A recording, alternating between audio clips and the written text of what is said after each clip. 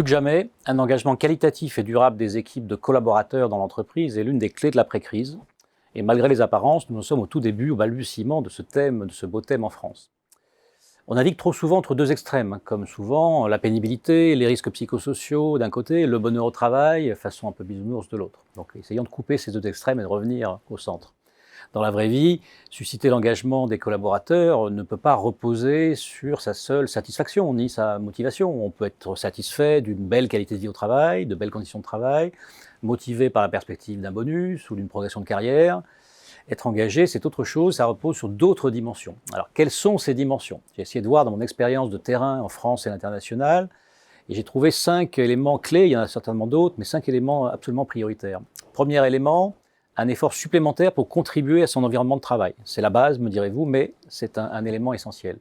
Deuxième élément, une adhésion aux objectifs et aux valeurs de l'entreprise. C'est pas obligatoire, mais quand on adhère, on est plus engagé. Adhésion à la culture de l'entreprise également. Un attachement émotionnel, par ailleurs, une connexion interne positive avec les collègues de travail et la communauté de travail. Une recherche de sens, un mot un peu valise, mais très important aujourd'hui.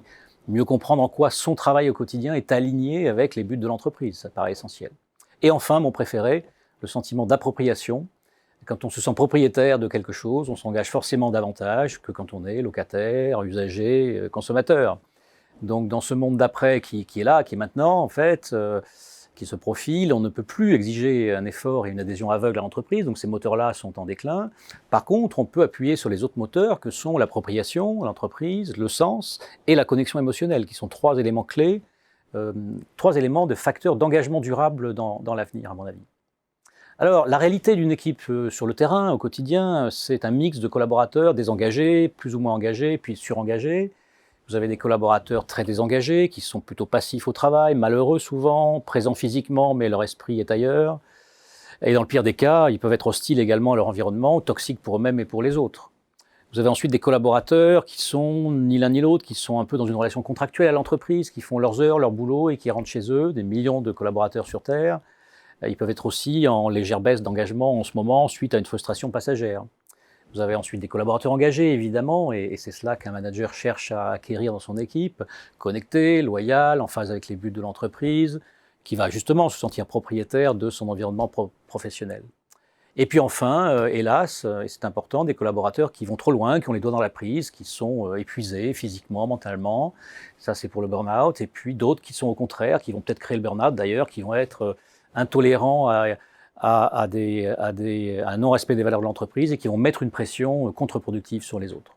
Donc au-delà de la diversité de ces profils que tout manager connaît au quotidien, l'engagement c'est aussi et surtout le fruit d'une coproduction, comme je dis souvent, une coproduction entre l'organisation, l'entreprise, ce que fait l'entreprise, les managers et leur action, leur style de management, et puis les collaborateurs eux-mêmes qui décident d'y aller ou pas.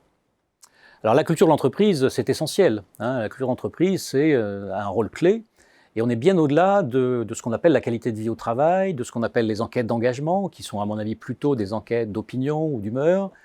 On est très au-delà. Donc en conclusion sur cette définition de l'engagement, je dirais qu'on construit l'engagement d'abord avec et par les collaborateurs. Avec eux, parce que de plus en plus dans le monde actuel, il faut associer les gens, les faire participer aux décisions, développer la coopération, on le voit avec le télétravail, mais pas seulement, rassurer sur les incertitudes du moment, donc aider à naviguer dans les nombreux paradoxes actuels. Ça, c'est le avec. Et le par, parce que ce sont par les collaborateurs qu'on arrive finalement à construire une performance durable pour l'entreprise, et puis également de développer ces collaborateurs et d'augmenter leur sentiment d'appartenir à une communauté qui va les faire grandir.